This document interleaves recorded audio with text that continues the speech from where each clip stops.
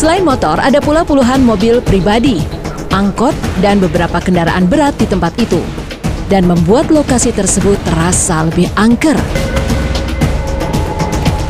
Menurut kabar yang beredar, banyak cerita mistis seputar makam kendaraan tersebut.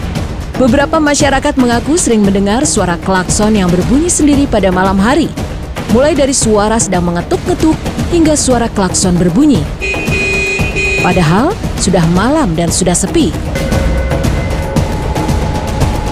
Ada juga pengalaman lain yang terjadi pada tukang kue saat melewati kuburan motor Wangun Harga. Sebut saja namanya Romlah. Diceritakan kalau saat Romlah lewat, ia merasa ada sopir angkot yang memanggil-manggilnya karena mau membeli dagangannya. Dengan sigap, Romlah segera mendatangi suara yang memanggilnya tersebut. Namun setelah didatangi, Romlah refleks berteriak dan langsung pingsan. Karena setelah melihat supir angkot yang memanggilnya itu, ternyata bukan orang.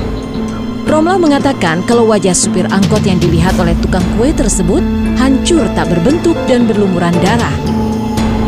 Setelah dari kejadian tersebut, Romlah tidak berani lagi melintasi kuburan motor Wangun Harja untuk berjualan. Pernah juga ada seorang ibu yang ingin melihat kendaraan anaknya yang meninggal akibat kecelakaan. Dan kendaraan itu disimpan di Wangun Harja dalam keadaan hancur. Setelah selesai melihat motor sang anak, ibu tersebut pun pergi ke kamar mandi. Namun tiba-tiba, ibu itu pingsan saat mau ke kamar mandi. Setelah siuman, dia mengaku melihat air seperti melihat darah. Padahal tidak ada darah sama sekali.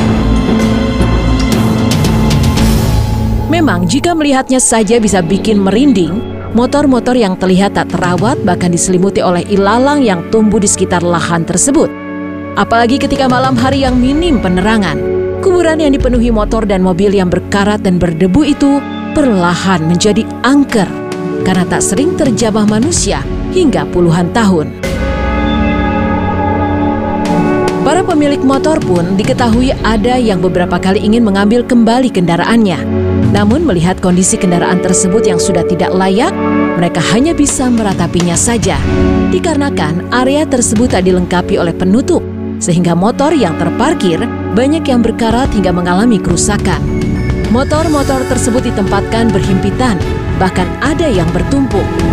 Sejumlah onderdil bahkan sudah tidak pada tempatnya. Namun masih ada juga yang rapi seperti motor normal. Walaupun demikian ditegaskan kembali oleh pihak kepolisian kalau tempat ini bukanlah tempat pembuangan akhir.